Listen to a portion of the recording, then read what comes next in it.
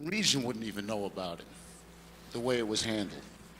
And if you want to know how it was handled, we'll tell you in private. It was a real suck job, plain English, on the part of our national officers, in my opinion.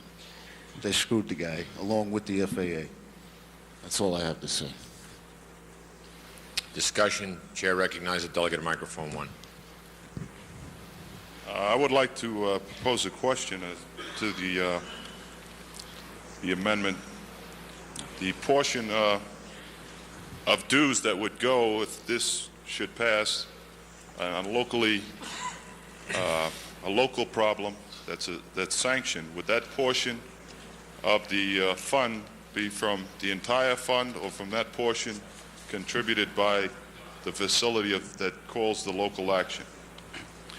That was a compromise. If you remember correctly, going into the past, it was only an establishment of area banks. Many people wanted area banks. It is a national bank. The funds would be in one bank, one lump sum. There would be no differentiation.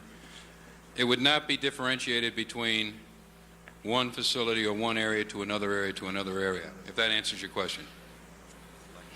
Yes. And Give me a time. I'd also like to say that in San Juan we had a local job action this year, and we went through a really bad year.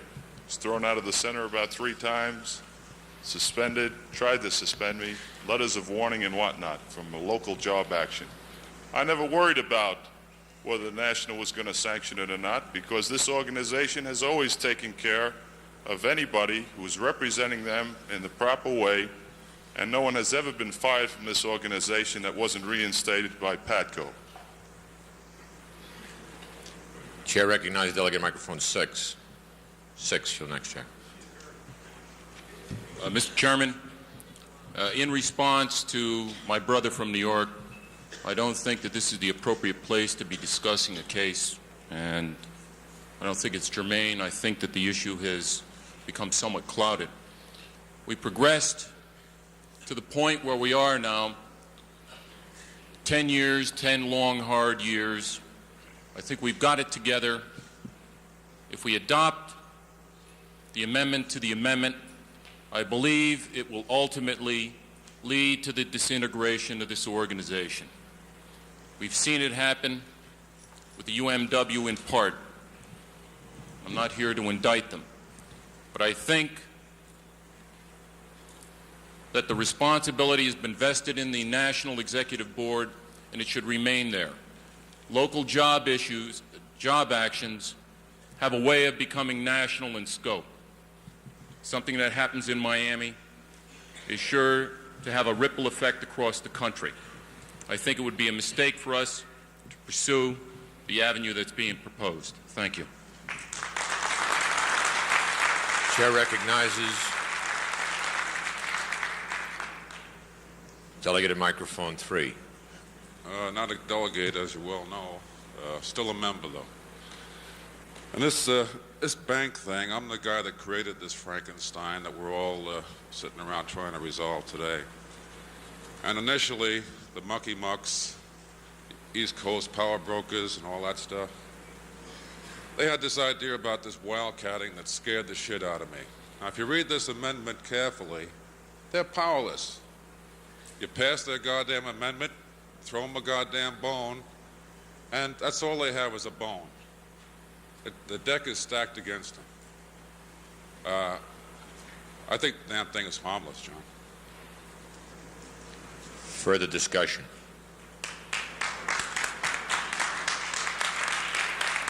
Recognize the delegate at microphone 2. Bill Taylor, Los Angeles Terminals. I rise in opposition to the New York bylaws. That includes the facility that sometimes is called upon in our terminal area to perform as New York and Chicago. We want to say right out, we know they perform well and they're up front, and we appreciate that. But when it comes down to the ultimate job action, which is spinning airplanes, we are as interconnected as we'll ever be, always have been. If Los Angeles spins airplanes, it backs up to Chicago. And if New York spins airplanes, it backs up to Los Angeles. If Cleveland is spinning airplanes, Minneapolis is flow controlling and helping. And there's no control on what some member may do at that indicator on behalf of Cleveland. And if Minneapolis loses a controller over a locally or legal sanctioned job action in Cleveland, then Minneapolis is involved, and then possibly Denver. We do strongly support every effort to protect local facility representatives who are legally performing their duties and incur the crap that the FAA gives them. But it's the ultimate job action that we're quite concerned about, and we think each and every elected representative, both from the West and the Central and the South and the East, should be concerned with it as our elected executive board and vote the union's decision as to whether we're going to back our brothers as we should.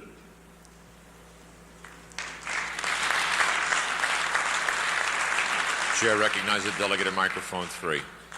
My name is John Arokas, and I heard somebody from San Juan talk before about PATCO backing PATCO. In 1970, I was controller at LA Tower, Tracon. I'm presently at the New York Center. I was fired in 1970. I received from the guys in the facility $500 for the year that I was out. I don't consider that very good backing. I think we need something now that's concrete to allow the locals to get involved in a job action if the situation warrants it. There are stopgaps in it that prevents the wildcats. This past year, there was another member from Philadelphia that had problems, and I think it's time that big and small realize that for the most part, if anyone gets hurt, it will come out of the big facility, and that these people should have the protection. Thank you.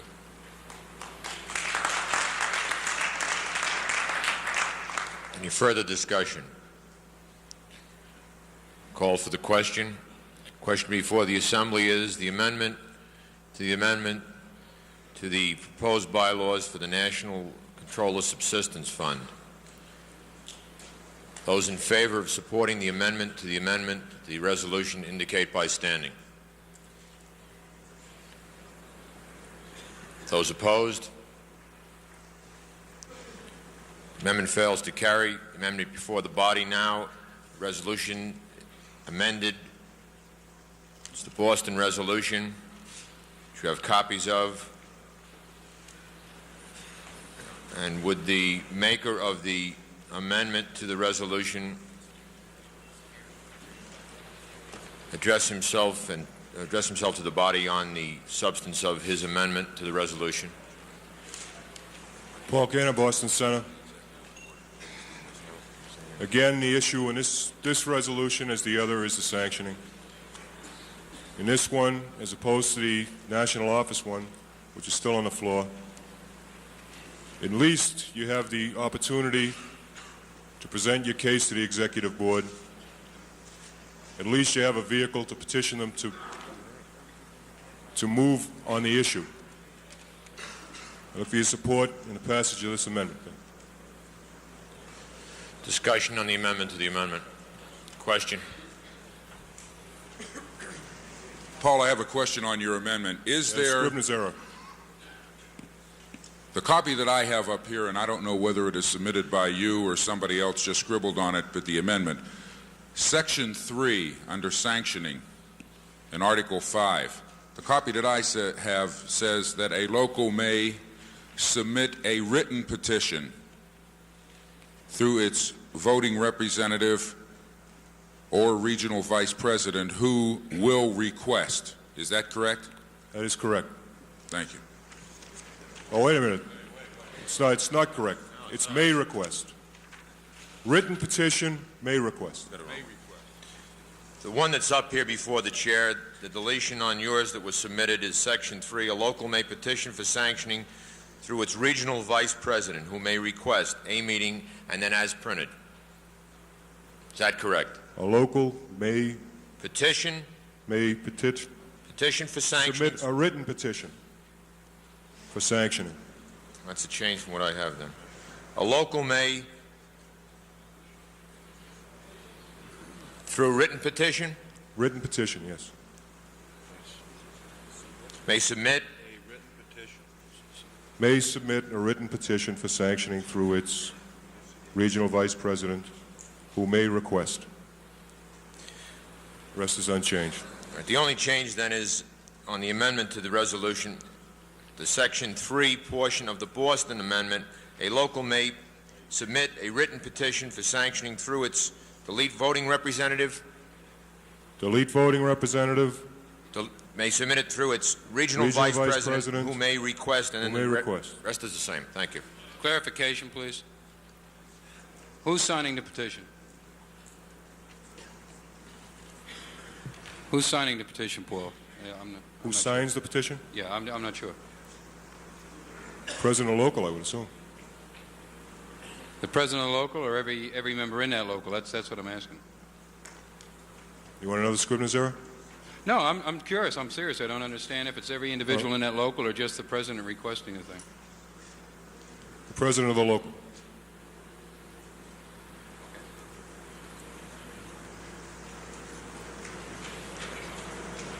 Discussion.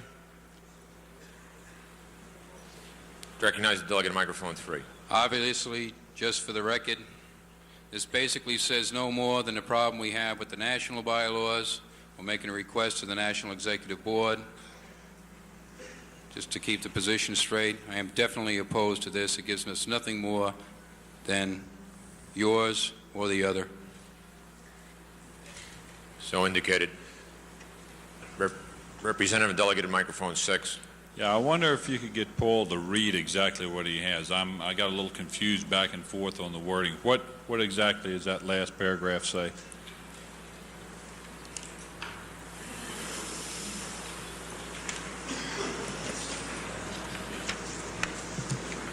Section 3, a local may submit a written petition for sanctioning through its regional vice president, who may request a meeting or conference call of the National Executive Board.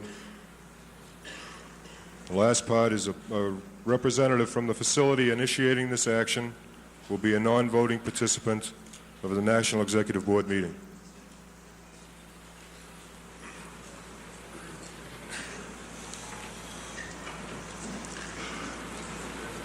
Discussion. Recognize the delegate at microphone 1.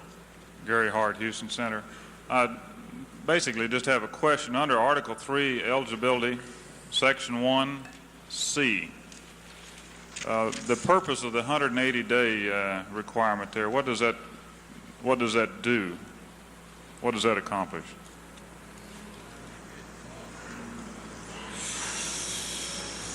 The 180-day requirement avoids the situation where a guy, when it looks like he's going to get himself in a jam, jumps in to the organization just to collect the subsistence.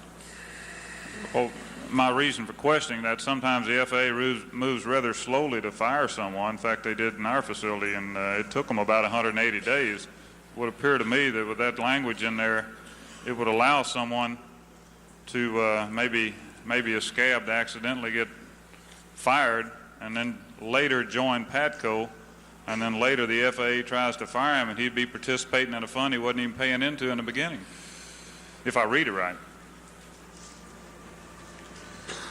Paul, would you care to respond?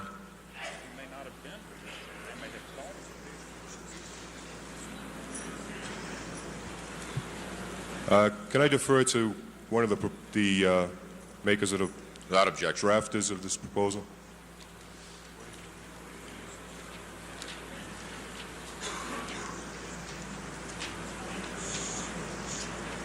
I have to confess I wasn't paying too much attention to the question. Could you repeat it, please? The question will be repeated. Gary, would you repeat the question, please? Gary, would you repeat the question? Sorry, what was that?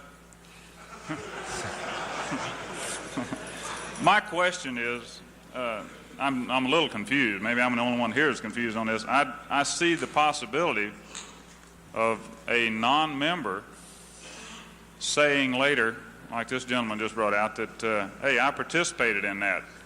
Now I have joined. I am now a PATCO member. 180 days have passed. Where's my money?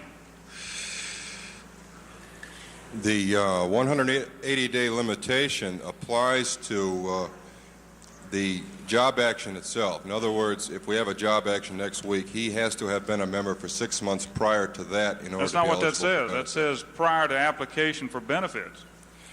That's the intention. Okay, that's the intention of the article. Now, this does not necessarily have to be the action itself. It might be the decision of the FAA to terminate or suspend this controller also. But I don't expect a period of 6 months or more between an action and some sort of action on the part of the FAA to terminate them. Well, if I might digress for a minute, they may just do that. I was fired in 1970, and they haven't finished that action yet. All right, the intent of the article is to prevent somebody from sneaking in after the fact, becoming a member, and getting paid benefits. That's what we're trying to prevent. Does that answer your question? Yeah, but that's still not what it says. It would seem like the language should be amended to make sure that he was an active member. I think he has a valid point. It doesn't indicate whether he was a member. I think we got an amendment coming, John. Let's put it in there. Go right ahead. Discussion at the present time on the amendment to the resolution is submitted by Boston. Further discussion. Recognize the gentleman on microphone 2. It appears to me, I don't know, I may be wrong, it appears to me that Section 1E would cover that, because that's not going to happen if the Executive Board's got to certify its participation. You know, the Executive Board's not going to allow that to happen in the local.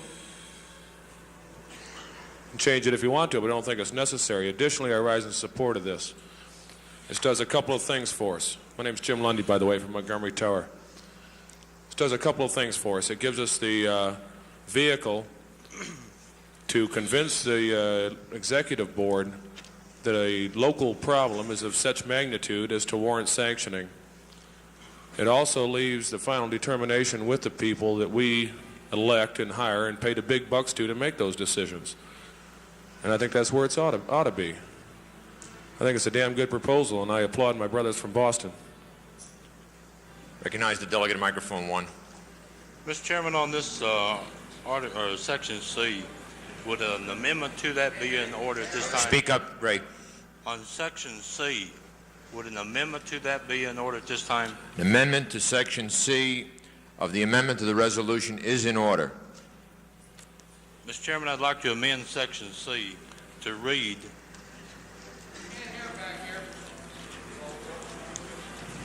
I would like to amend Section C to read, having been an active member prior to the sanctioning of a job action.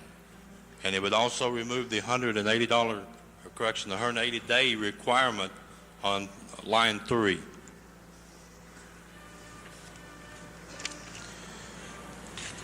Mr. Buck, if I understand, then your amendment to the amendment would read, having been an active member prior to the sanctioned job action, having been a member of PATCO prior to the sanctioned job action.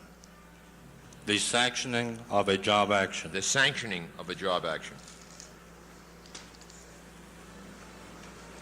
Is there a second to the amendment to the amendment?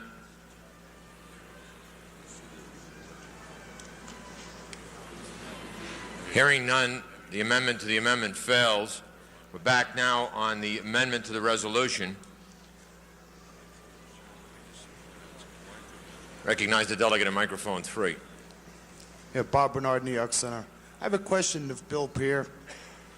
Now, if this member joins, say tomorrow, and he's paying dues into the national organization, part of his dues will be going into the subsistence fund. Can we legally withhold payment from him, from the subsistence fund for 180 days or even for 1 day, if he should get fired the day after he joins? Yes.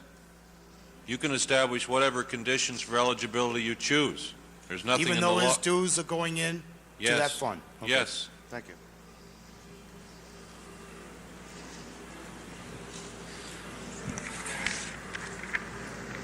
Why don't you make it, the thing to do, if they're worried about this Call for the question. prior participation in the national. Questions Call for the question. Second.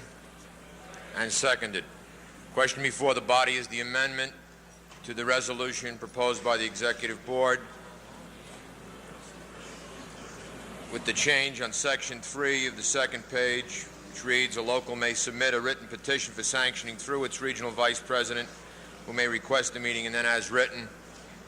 It's the question before the Assembly. Those in favor of the amendment to the resolution indicate by standing.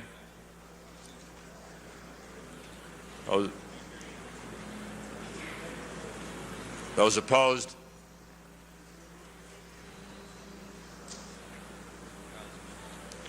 Let's do it again, and I'll have the count again. Please be seated. Point of clarification. I will restate what you're voting on. I will restate what you're voting on at the present time. You're voting on the Boston amendment to the resolution of the Executive Board. An affirmative vote supports that amendment. You will then have no further action because this, in fact, is a total amendment to the Executive Board resolution.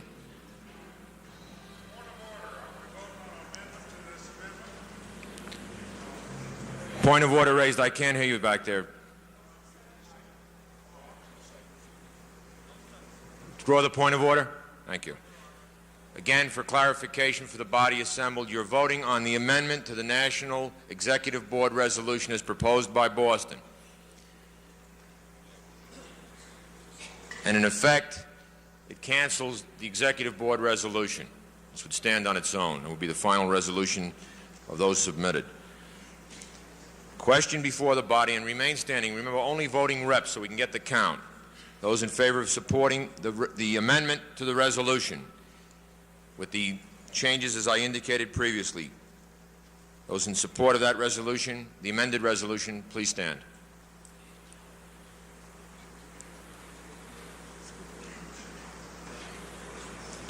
Please be seated. Thank you.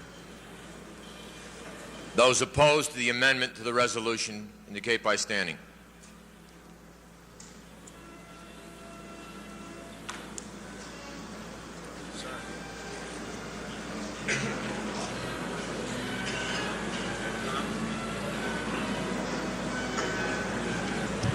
The amendment to the resolution passes. Call for division. Second. Call for division. I didn't hear you, John. I'm sorry. It's been a call for division. There's a second to the call for division.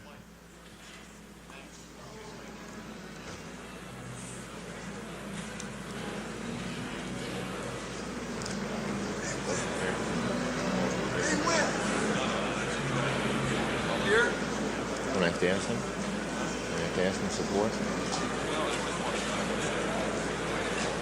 No, I didn't get that. That was not on a division question just now. That was on the amendment itself. Yeah. Anchorage Center? No. Anchorage Center, yes. Anchorage Terminals?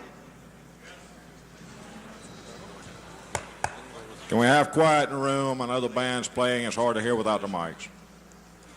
If the chair could please, there was only a second to the division. Those in favor of support for the division. Mr. Chairman, Chair recognizes delegate microphone 2. I've either really screwed up or something's wrong. Are the Executive Board pulling their amendment? If this fails, we have nothing? No. It's this. We'll go to the Executive Board. What I indicated, it really is a replacement for the Executive Board resolution, but legally and technically we will go to it. I was trying to, in the process of explaining, this in effect replaces the Executive Board resolution, but you still have to vote on the Executive Board resolution. If you vote on both of them, I don't know where we'll go. Okay, that's what I understood, and I was told something. All right, that's the problem. But technically we will vote on the Executive Board resolution. If they were both passed... Mr. Chairman, point of order. Isn't this an amendment in toto? If it passes, the main body then passes, the main motion is passed? I stand corrected. Thank you. You are correct, sir. This would replace, as was stated previously, the Executive Board resolution, Yes, Because okay, it, in okay. effect, replaces it in toto. There'd be no further business on this resolution. That's what I understood, but I was told after I voted that there would be nothing there, and I just wanted to clarify that. Okay. All right. If it was defeated. Let's back up before the call for division. There was a call for division in second. Those in support of the call for division indicate by standing. Call for the division.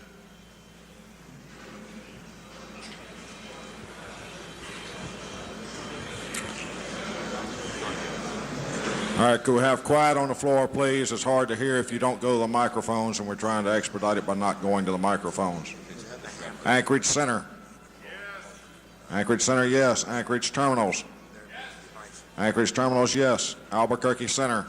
Yes. Albuquerque Terminals. Albuquerque Terminals, yes. Atlanta Center. Atlanta Center, no. Atlanta Terminals.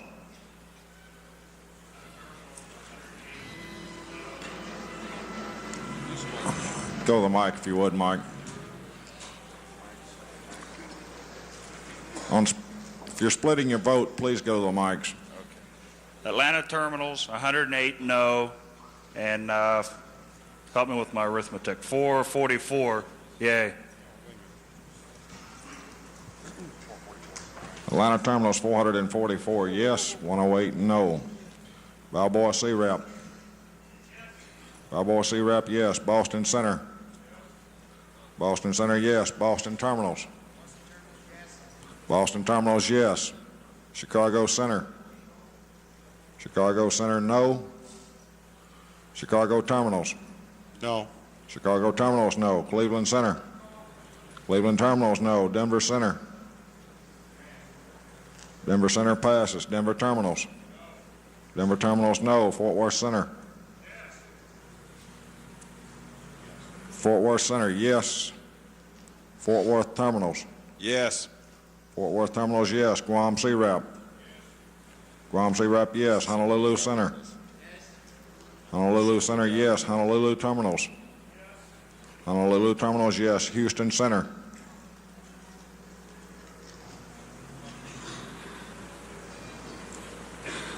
Houston Center has a split vote, 313 for, 44 against.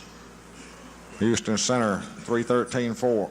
Correction, 313 yes, 44 no.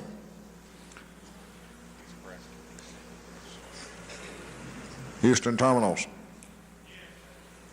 Houston Terminals, yes. Indianapolis Center.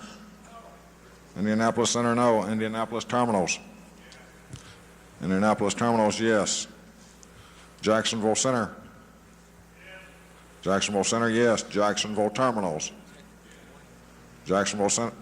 Correction, Jacksonville Terminals, yes. Kansas City Center. Kansas City Center, no. Kansas City Terminals. Kansas City Terminals, 20 yes, 371 no. Kansas City Terminals, 20 yes, 371 no. Los Angeles Center. Los Angeles Center, yes. Los Angeles Terminals. Los Angeles Terminals, no. Memphis Center. Memphis Center, yes. Memphis Terminals. Memphis Terminals, yes. Miami Center. Miami Center, yes. Miami Terminals. Miami Terminals, no. Minneapolis Center. Minneapolis Center, yes. Minneapolis Terminals. Minneapolis Terminals, yes. New York Center. New York Center, no. New York Terminals. New York Terminals, no. Oakland Center.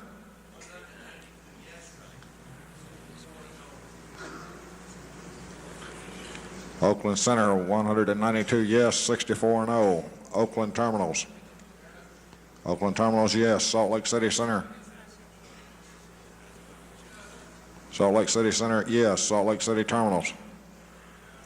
Salt Lake City Terminals, yes. San Juan Center. San Juan Center, yes. San Juan Terminals. San Juan Terminals, yes. Seattle Center. Seattle Center, yes. Seattle Terminals. Seattle Terminals, yes. Washington Center. Washington Center, yes. Washington Terminals. Washington Terminals, 367 yes, 104 no. Washington Terminals, 367 yes, 104 no. Denver Center. Denver Center, no. Thank you.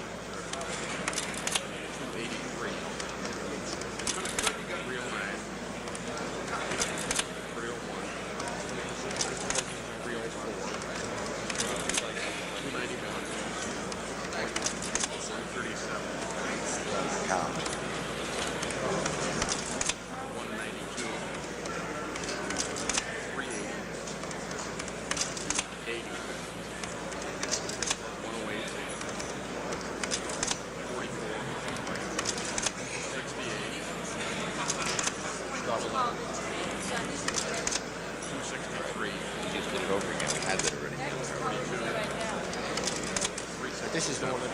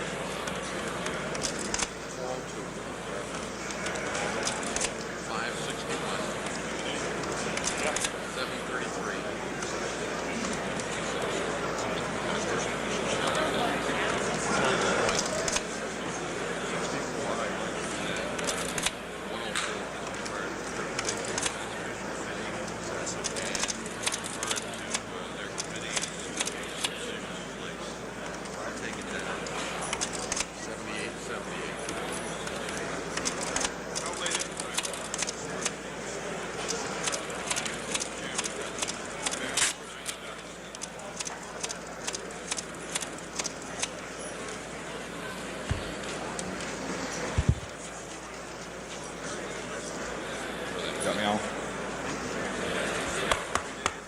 Can I have order on the floor? 7,878 yes, 6,566 no. Mr. Chairman?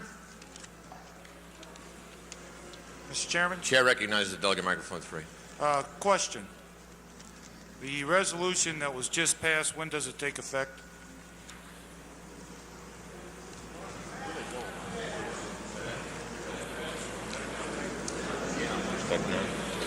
Responses immediately.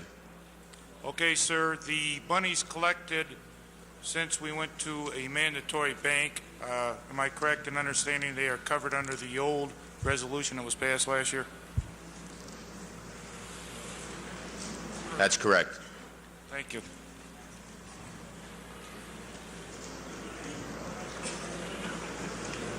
The Boston resolution passes. The resolution, the Boston Amendment to the Executive Board resolution on the subsistence fund passes. The next order of business before the body are the untimely resolutions. Untimely resolutions, as you know, before being addressed to by the body, require 50% support of the body for consideration of the untimely resolution. I believe there are 6 or 7 that have been distributed. Mr. Chairman, I raised a point of order, please. Recognize the delegate, microphone 3. I missed something here. What did we need? We need 2/3 to amend our Constitution, right? That was not a constitutional amendment, sir. That was a resolution. That was just a resolution. Okay. 50%.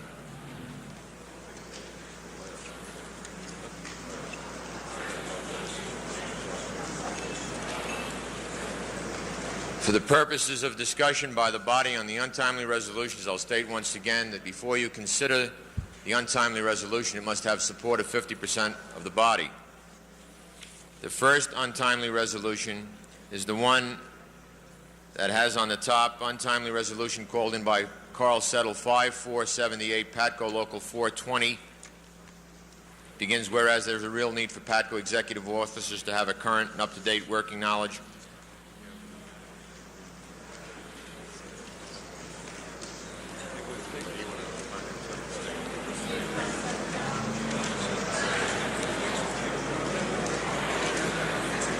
Would the delegates please be seated? Does everyone have a copy of the first untimely resolution? Mr. Chairman, on this side of the room we have 2 resolutions, one from Salt Lake Center and one from Denver Center. We have nothing else. All right, I better go through the list that's up here and make sure everyone has them before we even begin on it. I'll number them. The first one will be the untimely resolution called in by Carl Settle, 5478, PATCO Local 420, Meacham Field. I want to ask him about this. If we do not have one of the untimely ones, where do we get Did them? the maker of these resolutions distribute them to the reps on the floor? These untimely resolutions, were they disseminated? Yes. You better take a break and get it. Make certain. What do you got, Dave? Point of information, John.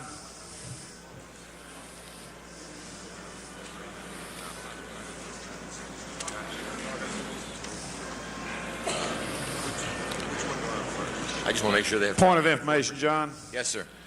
I only have one untimely resolution. Did you say there was 7? I have either 6 or 7 over here. Some of them are repeated. Well, I only have one. I'd like to have copies before I could make a reasonable decision how to vote. Mr. Chairman, I have a motion. Motion is in order.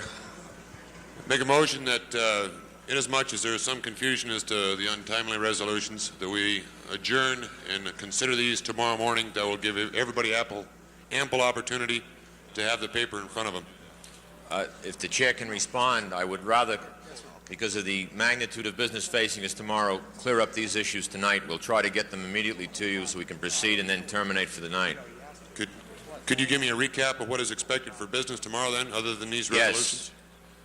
Yes. Probably the most important issue that we haven't talked about at this convention yet, now that we've disposed of resolutions and constitutional changes, is something that we're all going to be faced with in the very near future. And that's going to require about an hour or 2 for the reps tomorrow morning. And that will be in a closed session. I don't want to say too much more than that. That'll be members only. And that's going to require some time. Then we have the elections facing us tomorrow also. So I'd like to dispose of the other business tonight if we possibly could. I withdraw my motion. We also have a safety committee report. Thank you, sir. Mr. Chairman? Chair recognizes delegate microphone 3. Yeah, point of clarification. Bob Bernard, New York Center. Last year, the membership of this organization voted on a dues resolution which stated, be it further resolved that those monies collected for dues rebate shall be handled in accordance with the present resolution, and those monies collected for the Controller Benefit Fund shall, at the option of the membership of the established area banks, be rebated to the area banks on a per capita basis. The resolution that was just passed by this body changes the intent of this. Does this resolution have to go back to the membership for a vote? Executive Vice President will respond to your question. In anticipation of this question coming up at the convention, I requested that the Department of Labor interpret their rules and regulations and inform me in writing as to whether or not this has to go back to the membership for ratification. The response I received from the Department of Labor was from Mr. Charles P. Weber, Supervisor, Labor Management Standards Division. He informs me in his letter that since the amount of money collected in dues by the organization was not changed, it does not have to go back to the membership for ratification. I have a copy of this letter if you'd like to see it. I understand the amount was not changed, but the intent on where that money was going has been changed, which in effect changes the resolution. The letter states that the voting reps assembled have the opportunity to change amounts of dues as to how, how the dues are spent by deferring different amounts. If the dues are not increased, the voting reps have the authority to change those particular portions of it, and it does not have to go to ratification. Mr. Poli? Yes. I think that this is a particular matter that the courts may very well hear a motion on. Reference the Landrum-Griffin Act, Labor Management Report and Disclosure Act of 1959, basically states that the Landrum-Griffin Act was passed to protect the rank-and-file members of an organization. It is also stated that the law was supposed to be interpreted loosely by the courts, specifically to make sure that the union member at the lowest level had his rights fully protected. I'm fully aware under this law that this particular situation has never been tested. It's never arisen. It only does relate to dues increases. However, in this particular issue, the dues increase was passed for a specific intent, and we do feel that this dues increase with the change that has just been made should go back to the membership that originally passed the 1.5 dues increase. You're addressing yourself to a parochial issue. I'd like to remind the delegate that on numerous occasions this particular organization has changed the direction of the input of dues of this organization by increasing dues rebate and other assessments that have been made of the dues of this organization, and it has never gone to the membership for ratification. The only thing that has gone to the membership for ratification has been an increase in the amount of dues. The only thing that I could do was to petition the Department of Labor. They have responded in writing that it does not have to go to the membership, and I feel that this is justification for it.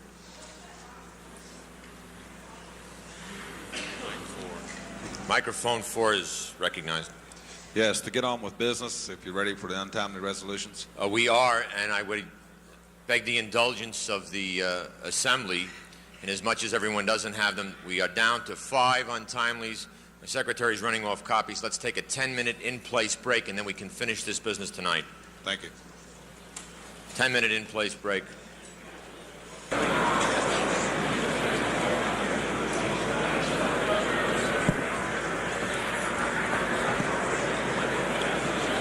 Is the chairman of the Safety Committee here? If he is, would you please come to the podium?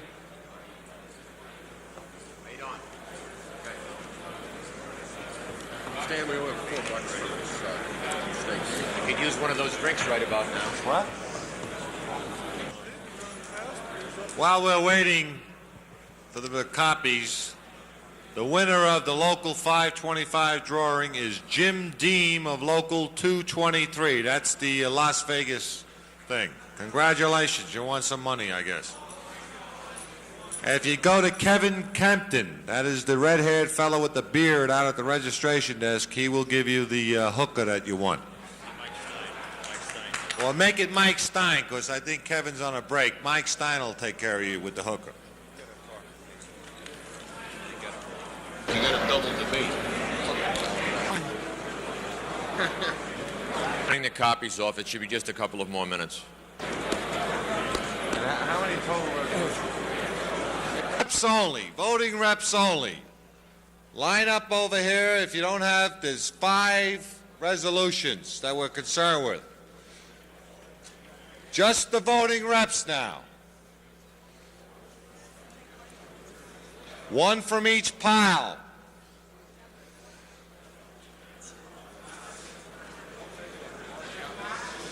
People talk funny.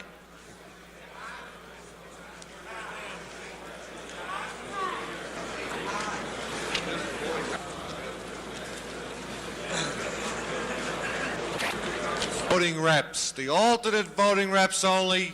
Just continue the line behind. You take the remainder. Just the alternate voting reps.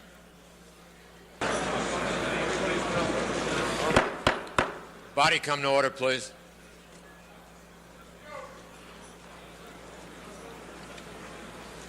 Delegates and reps, please take their seats.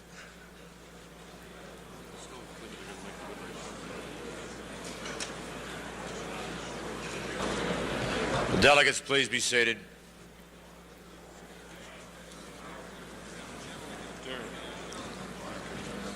Okay, it takes 50% for them to get it from the floor. Will delegates please be seated?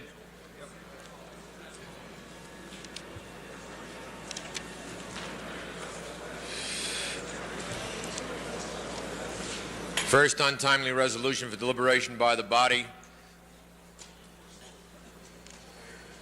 is submitted by call settle 5478. For consideration by the body requires 50% of the reps in attendance to permit deliberation by the body on the resolution. Those in favor of consideration of the untimely resolution dated 5478, number 1, please indicate by standing. Those opposed? Untimely resolution number 2.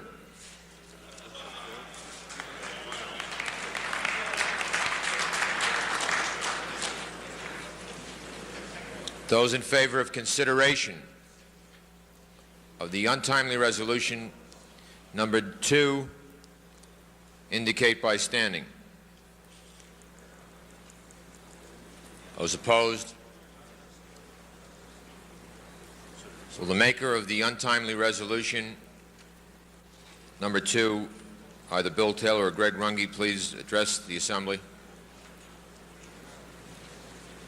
Your second report on the untimely resolution? No, I don't think so, is it? Greg Runge. The chair heard a second for the untimely resolution. Recognize the delegate at microphone 1. Greg Runge, voting rep, Salt Lake Tower. I respectfully request that the delegation review and consider this for passage. Over. Discussion.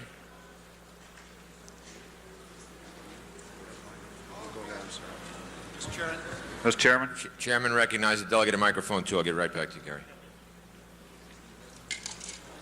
There was a Scribner's error in the resolution. Go ahead. Chair will entertain the Scribner's error.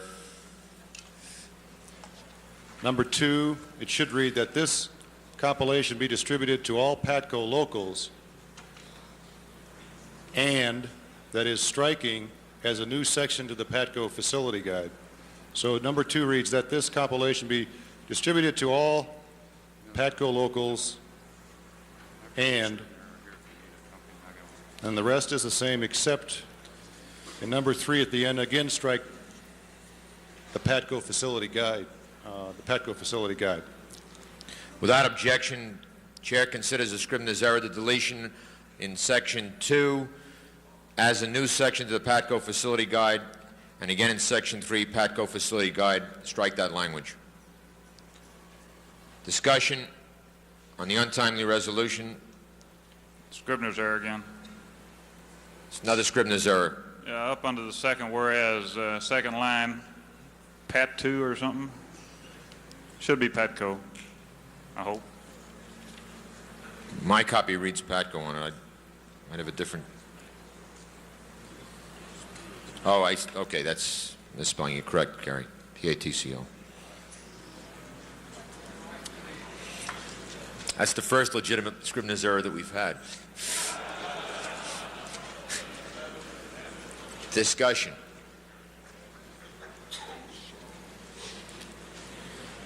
Call for the question on the untimely resolution. Those in favor of adopting the untimely resolution numbered 2 indicate by standing. Those opposed? Untimely resolution number 2 is adopted.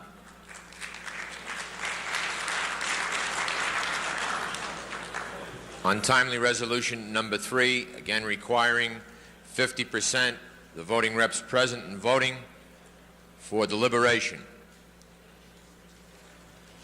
Those reps wishing to accept untimely resolution number 3 indicate by standing. Mr. Chairman, Chair recognizes delegate microphone 1. may we have a few minutes to look this resolution over, sir? Without objection, Chair will allow 3 minutes to read the resolution.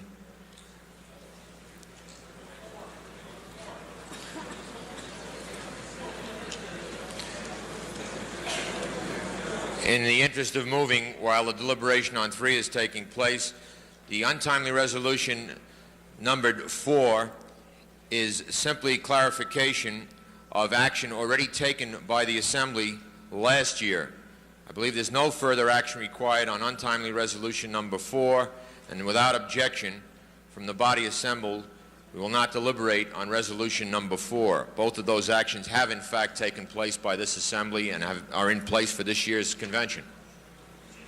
Does the maker of resolution number 4 withdraw that resolution? No? I'm sorry, it's the second half that was taken care of last year then. All right. So we'll... Excuse me. The first half was taken care of last year. The second half has already been debated by this body and is on the order.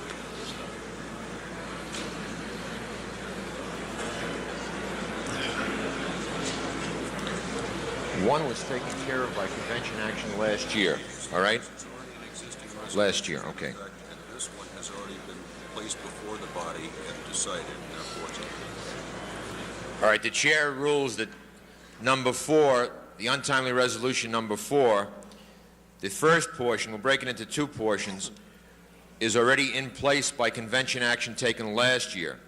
The chair is prepared to rule that the untimely resolution, the second portion, was deliberated by this body and as such is out of order. Would the maker of the untimely resolution accept the interpretation of the chair?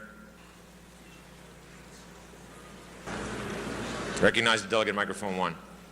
Reference the number 3 resolution. There is one change to that I'd like to give while these people are considering. I'd like to, while we're deliberating on 3, see if we can't tie up 4. Let's stick with 4 for a second. The maker of the resolution, the untimely on 4.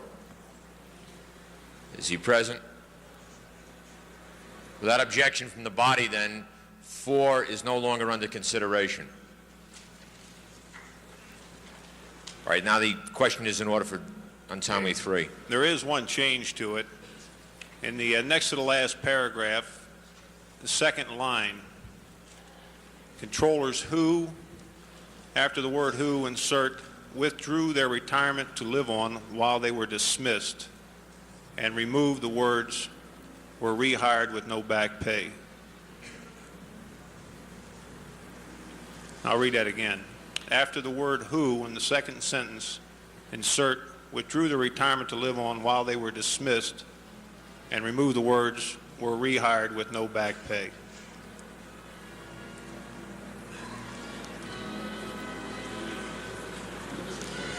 Without objection from the body, then, the resolution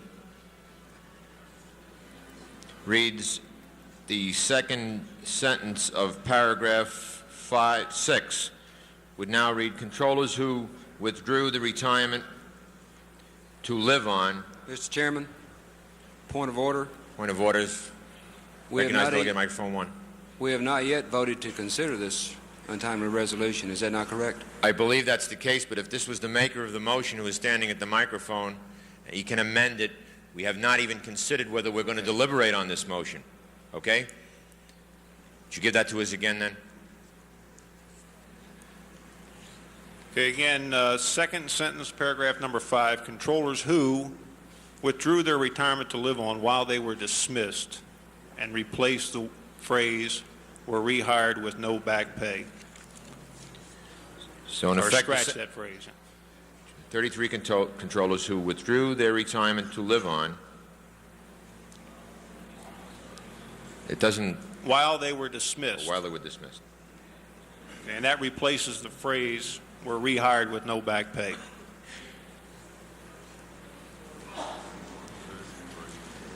Right. It now reads then the second sentence, controllers who withdrew their retirement to live on while they were dismissed and reaches retirement age or status. Is that correct? That's correct. All right, I believe the time has expired for the deliberation by the body to consider whether or not the body will consider the untimely resolution. Question before the Assembly is requiring the simple majority to consider the untimely resolution numbered 3. Those in favor of considering the untimely resolution numbered 3 indicate by standing. Those opposed? The question before the body then is the untimely resolution numbered 3. Will the maker of the motion speak to the issue? Point of clarification.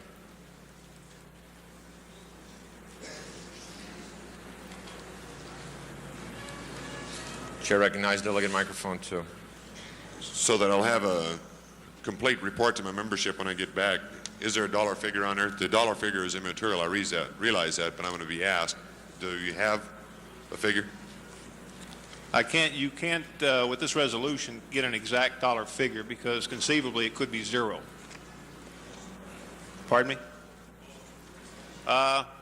Roughly $150,000 over 10 to 15 years.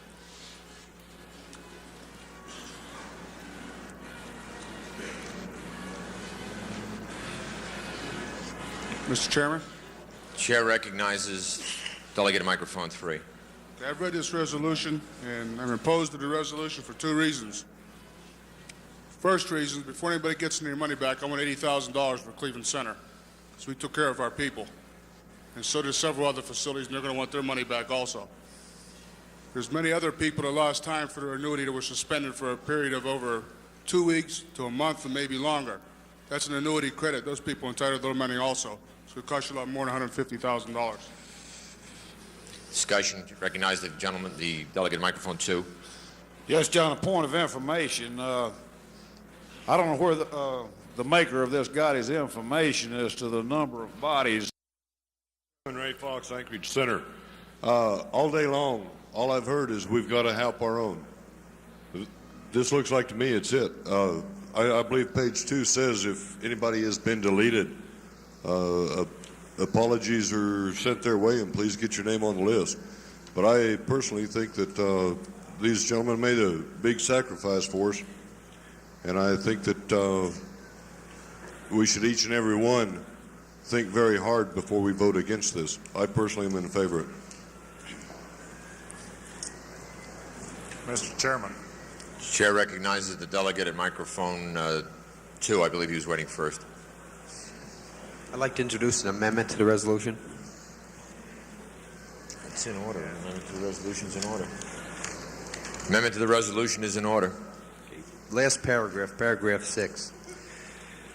If you place a period after the word amount, delete the rest, and then insert that would have accrued from date of dismissal to date of reinstatement. Let's go over that again, Dennis, please. Okay. Last paragraph. Point of information.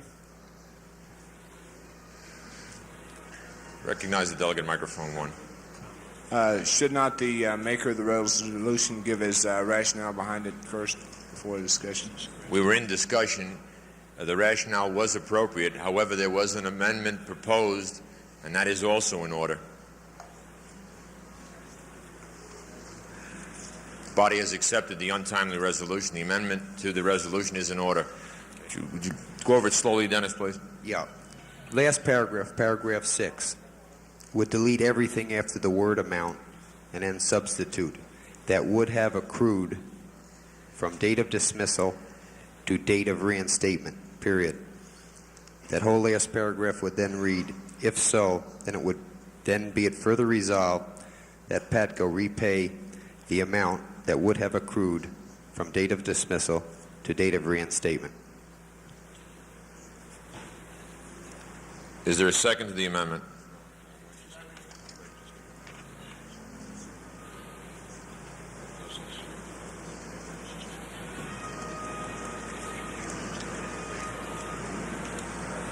For the benefit of the chair and the others assembled who may have the same problem, does your amendment come on after the amount on the first line of the last paragraph Yes, John. All right, so that it would read, and if so, then it be it further resolved that PATCO repay the amount that would have accrued from the date of dismissal to date of reinstatement. Correct. There is a second to that amendment. Discussion on the amendment to the untimely resolution. Mr. Chairman. Chair recognizes the delegate at microphone 3. Because of the late hour, would the maker of that amendment explain it, please? How it differs from the original resolution?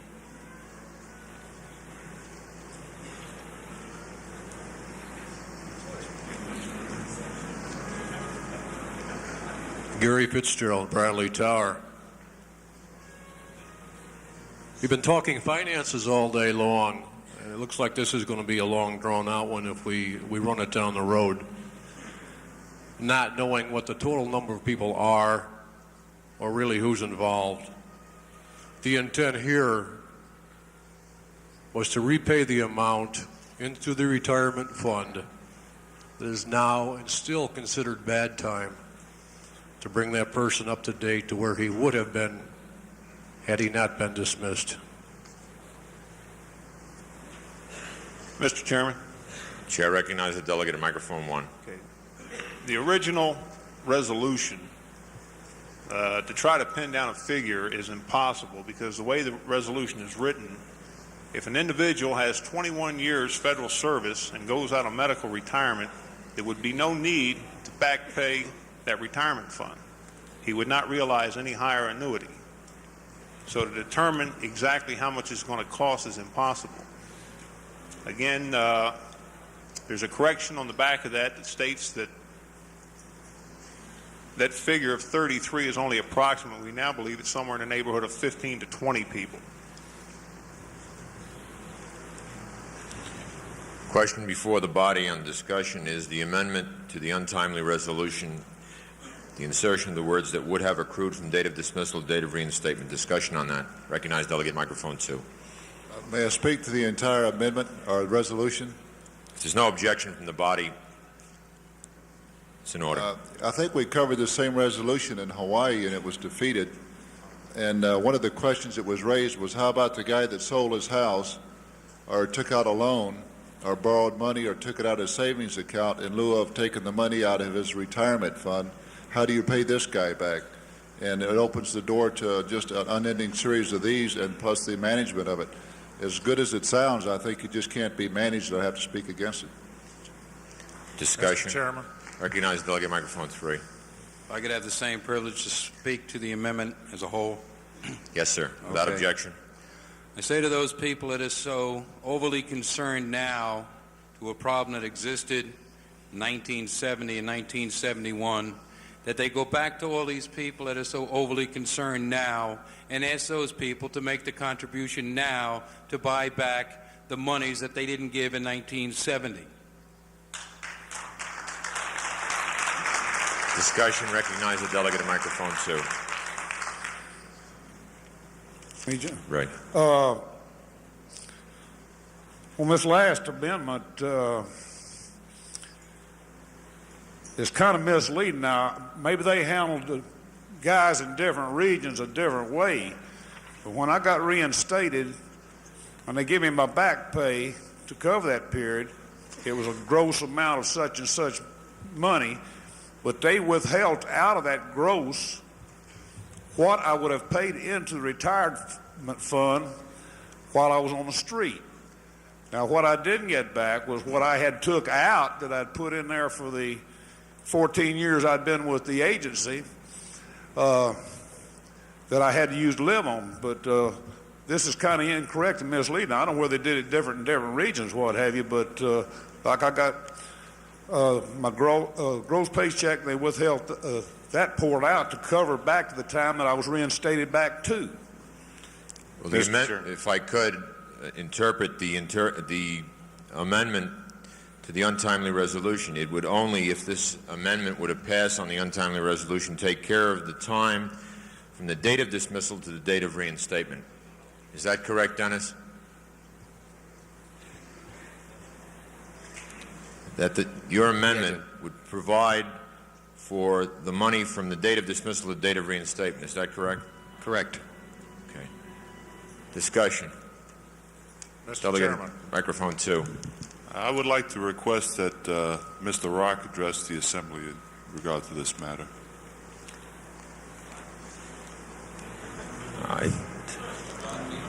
I'd have to rule that out of order. I don't know. Mr. Rock got a sore foot. Delegate, microphone 3. Are you refusing to recognize me, Mr. Chairman? I'm sorry, I didn't see you back there. I'm getting come flaky on, too. John. I'll get right back to you. Delegate, microphone 3.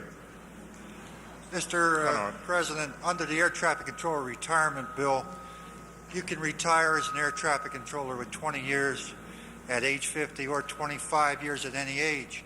You do not have to pay a dime into the retirement fund to retire and get 50% of your pay as a retirement. Anybody that retires under that bill that puts the money back into the government, you're donating the money to the government. He won't get any more. Mr. Chairman. Recognize the delegate at microphone 4 with under my this- apologies. Mr. Milan. Got a point of clarification. I notice at least 2 names on this list that are now supervisors. Do we propose to pay those individuals also? Did you get a corrected copy? Read on the Recognize the delegate at microphone 1. They are lifetime members of PATCO. Okay. A member in good standing, I think, was included on the front of that. If your copy doesn't have that. 5th paragraph after the word retired, include the statement, and is a member in good standing.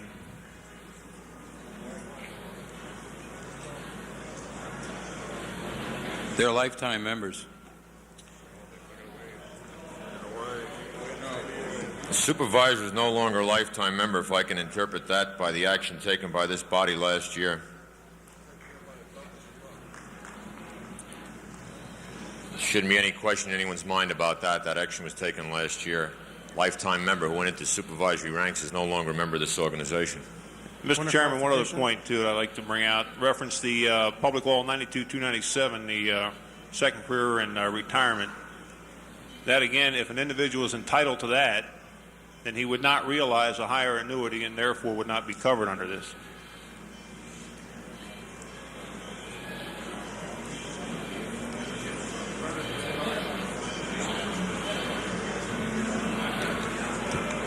Question before the body is the amendment only to the untimely resolution. What the body's deliberating on is the insertion of the language that would have accrued from date of dismissal to date of reinstatement. That is all that is before the body now.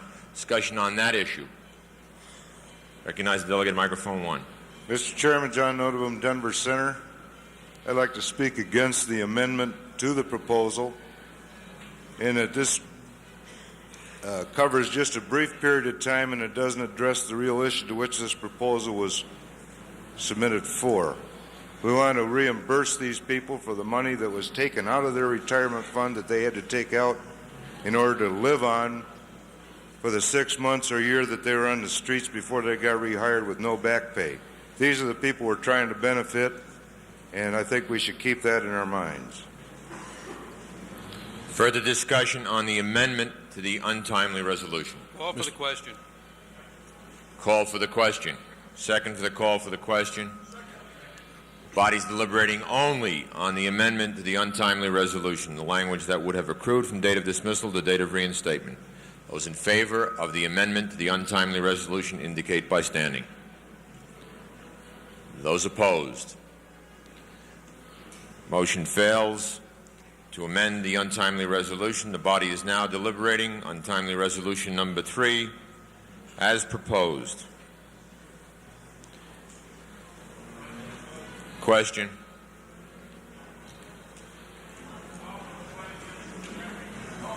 There's been a call for the question in a second.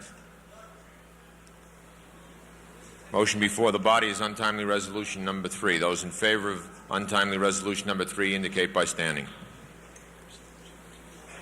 Those opposed?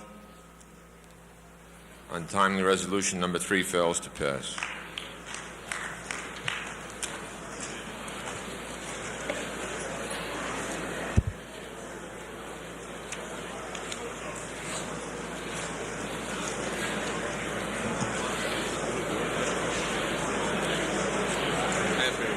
The last untimely resolution before the body is the one numbered 5, resolution from Salt Lake City Center. Before the body deliberates on the resolution, requires 50% of the voting representatives. Those who wish to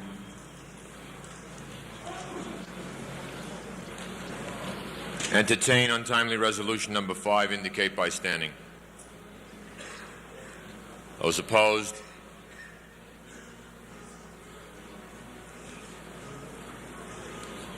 I'll do it again and try to get a standing count. Only those, please, voting reps.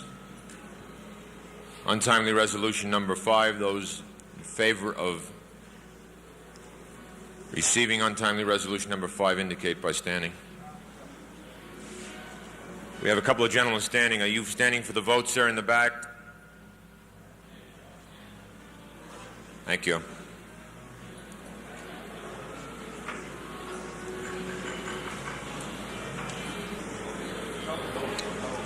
Be seated, please. Those opposed to entertaining untimely resolution number 5 indicate by standing.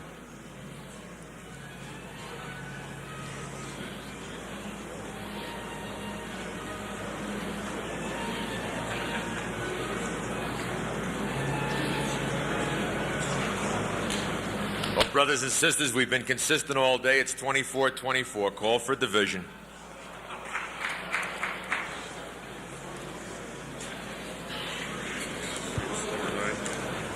This is number 9. Number 9. We've still got the band playing next door, so I'd appreciate all the quiet we can get. Anchorage Center. Anchorage Center, yes. Anchorage Terminals. Yes. Anchorage Terminals, yes. Albuquerque Center.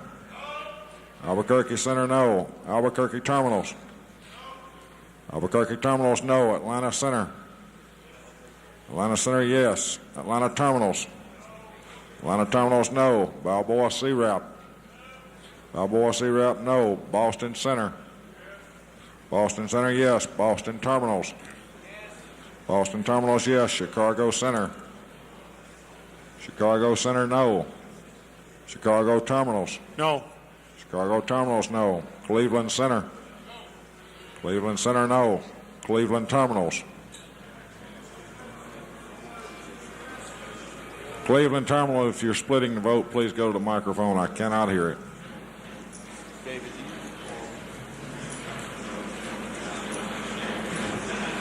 Quiet in the room, please, so we can hear the count. Cleveland Terminal splits 102 yes, 243 no. Cleveland Terminals, 102 yes, 243 no. Denver Center. Denver Center, yes. Denver Terminals. Denver Terminals, yes. Fort Worth Center. Fort Worth Center, no. Fort Worth Terminals. Fort Worth Terminals, no. Guam C-Rap. Guam C-Rap, yes. Honolulu Center. Honolulu Center, yes. Honolulu Terminals. Honolulu Terminals, yes. Will we please keep it quiet so we can hear it? We're not going to the microphones and try to expedite this. Houston Center. Houston Center, no. Houston Terminals. No. Houston Terminals, no. Indianapolis Center. Indianapolis Center, no. Indianapolis Terminals. Indianapolis Terminals, no. Jacksonville Center. Jacksonville Center, yes. Jacksonville Terminals. Jacksonville Terminals, no. Kansas City Center. Kansas City Center, yes. Kansas City Terminals. Kansas City Terminals, yes. Los Angeles Center. Los Angeles Center, yes. Los Angeles Terminals. Yes. Los Angeles Terminals, yes. Memphis Center. Memphis Center, yes. Memphis Terminals. Memphis Terminals, no. Miami Center. Miami Center, no. Miami Terminals. Miami Terminals, no. Minneapolis Center. Minneapolis Center, yes. Minneapolis Terminals. Minneapolis Terminals, no. New York Center. New York Center, no. New York Terminals. New York Terminals vote 41 yes, 692 no. New York Terminals, 41 yes, 692 no. Oakland Center. Oakland Center, yes. Oakland Terminals. Oakland Terminal, 13 yes, 367 no. Oakland Terminals, 13 yes, 367 no. Salt Lake City Center. Yes. Salt Lake City Center, yes. Salt Lake City Terminals. Salt Lake City Terminals, yes. San Juan Center. San Juan Center, yes. San Juan Terminals. San Juan Terminals, no. Seattle Center. Seattle Center, yes. Seattle Terminals.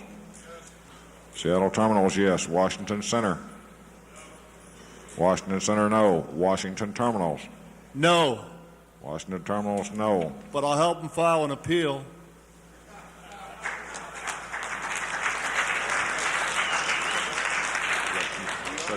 Thank you.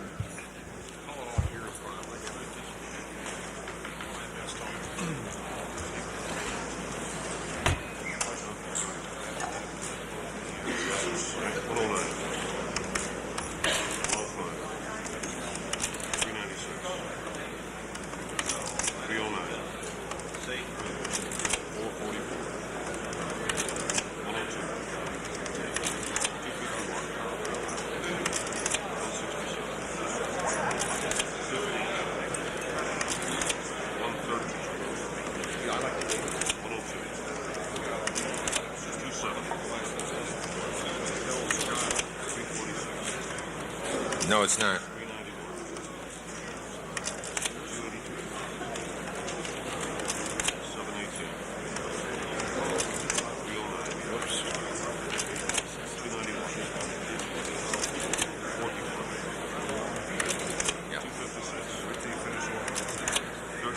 There's only one other. There's been one removed for one withdrawn. This one here from indicating. This one was from Minneapolis. It's been withdrawn. I just indicated anyone has a copy which was withdrawn. There's no standing before the body.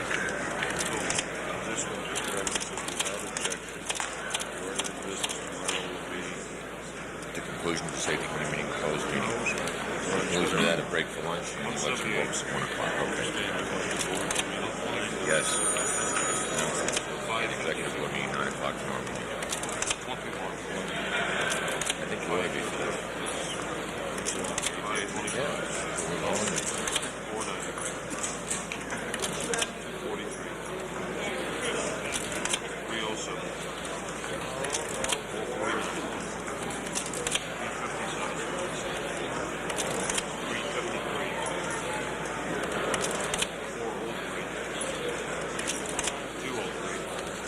Well, we can meet up in my meeting at 9 o'clock, I guess. That's good enough. We want to live in a few days, right?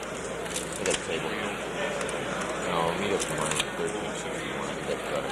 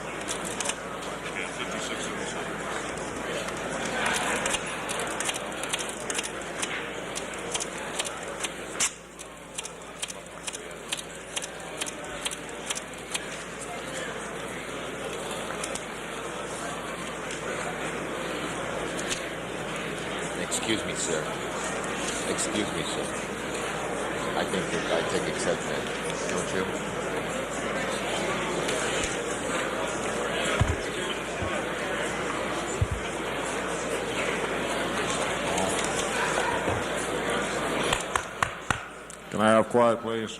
Order in the room, please. Yes, 5,637. No, 8,807. Thank you. Untimely resolution number 5 fails to be considered. There was a withdrawal, if you have copies of the resolution from Minneapolis Center, which begins, whereas the average PATCO member, that has been withdrawn.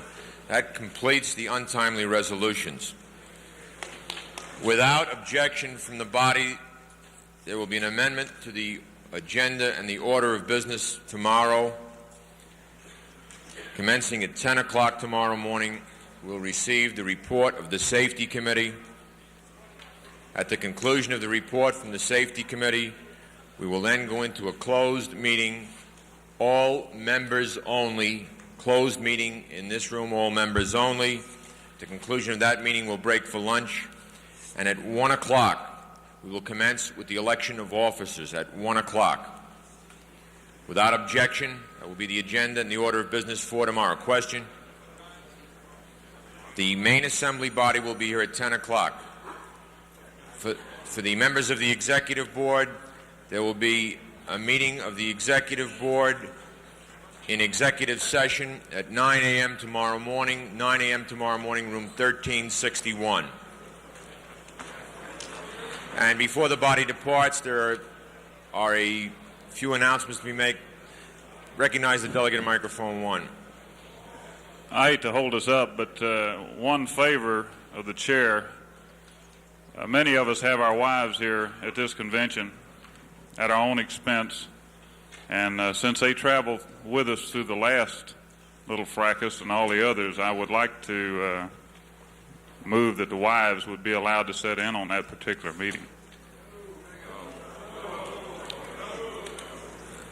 Just sit for a second then, and he's got a valid point, Lou. Ask the representatives present.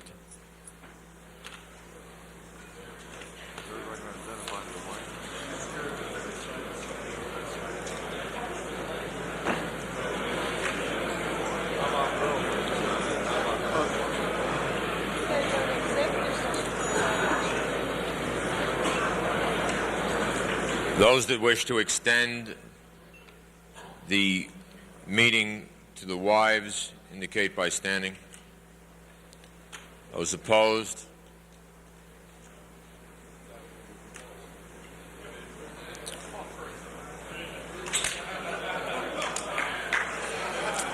Please be seated. Let's try it again.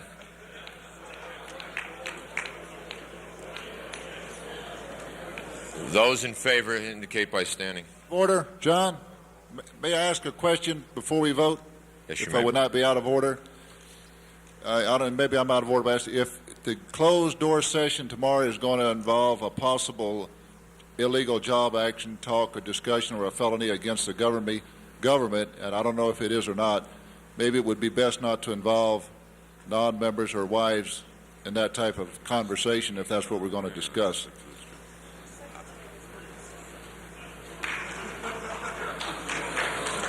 If I can ask Mr. Hart if he would withdraw the request.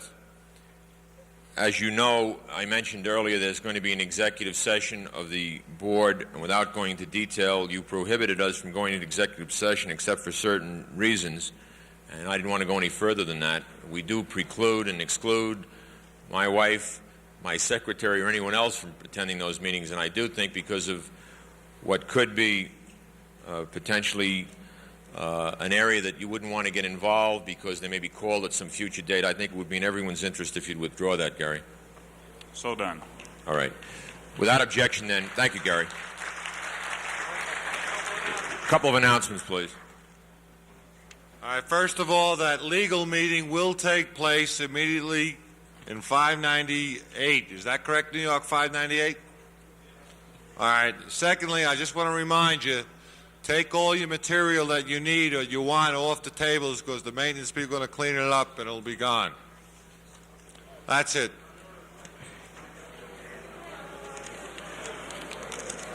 Where are you going, John? Go upstairs.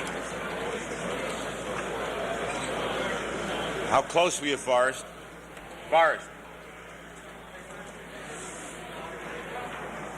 How close were you? How close were you? 8 minutes. It's a better guess than mine, that's right.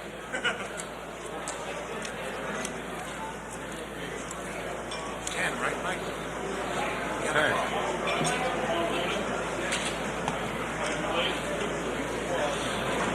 Well, let's stay there. Yeah.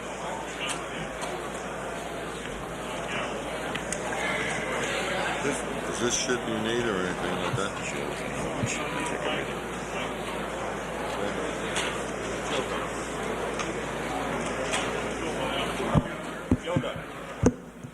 Gilda.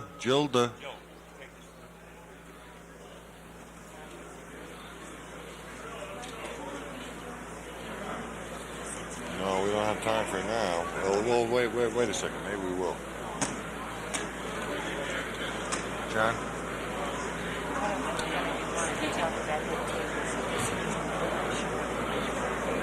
About tomorrow morning. You're going to have to do it.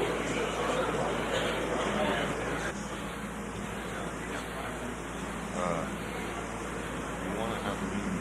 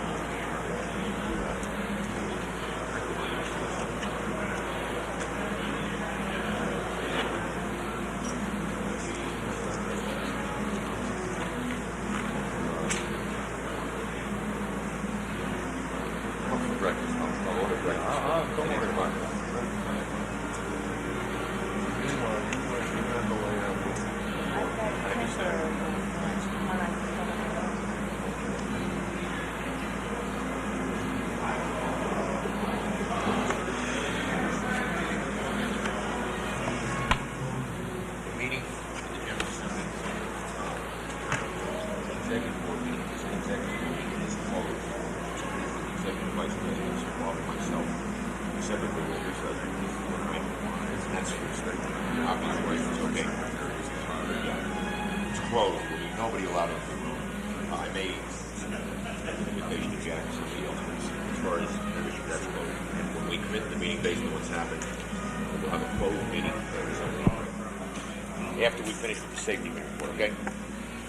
This is a full pack?